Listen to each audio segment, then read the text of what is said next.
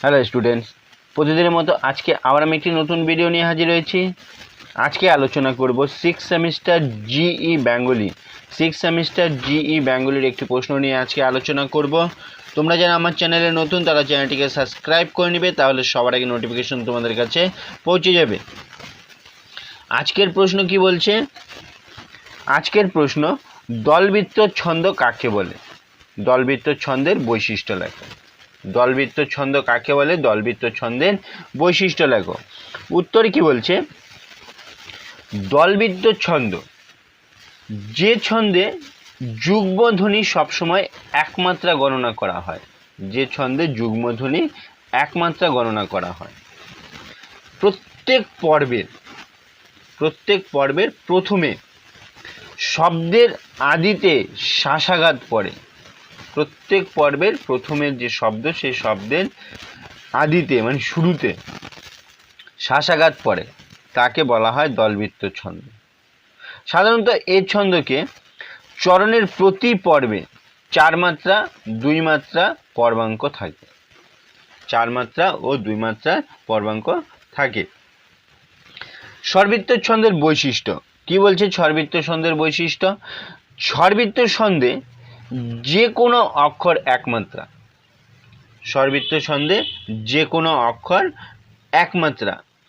তারপরে বলছে 2 নম্বরে বলছে প্রত্যেক পর্বে কমপক্ষে একটি করে যুগ্মধ্বনি অবস্থান করে।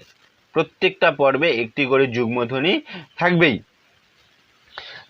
3 নম্বর কি বলছে? 4 মাত্রার পর্বভাগেই এই ছন্দের আসল কথা।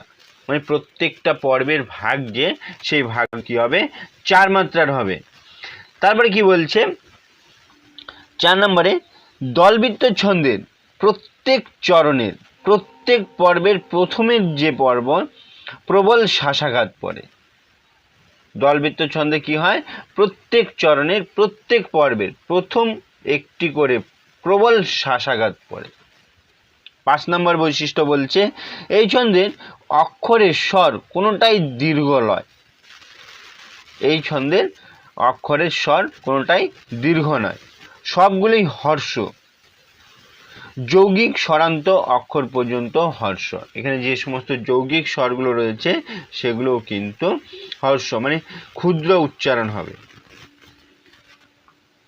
তারপরে বলছে দলবৃত্ত ছন্দে যুক্ত ব্যঞ্জনের পূর্ববর্তী স্বর সংশ্লিষ্ট উচ্চারণে একমাত্রা হয়।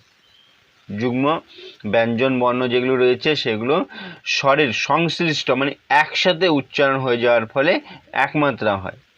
7 নম্বর বলছে এর ভাব হচ্ছে লঘু ও চপল। 8 নম্বর বলছে এই ছন্দের লয় হচ্ছে দ্রুত। এই ছন্দের লয় দ্রুত। তারপর 9 নম্বর বলছে এতে প্রবল শাসাঘাত যুগ্মধ্বনির প্রভাবে এক প্রকার ধ্বনি তরঙ্গের সৃষ্টি হয়। দলবৃত্ত ছন্দে কি হয়? প্রবল শাসাঘাতের জন্য যে সমস্ত যুগ্মধ্বনিগুলো উচ্চারণ হয় সেই যুগ্মধ্বনিগুলো কিন্তু তরঙ্গের সৃষ্টি হয়, ধ্বনি তরঙ্গের সৃষ্টি হয়। এই ছিল প্রশ্নটির উত্তর। তোমাদের বুঝতে অসুবিধা হলে কমেন্ট করে জানাও, আমি কিন্তু সে বিষয় নিয়ে আলোচনা করব। আজকে এই ভিডিওতেই, পরের ভিডিওতে আবার দেখা হচ্ছে।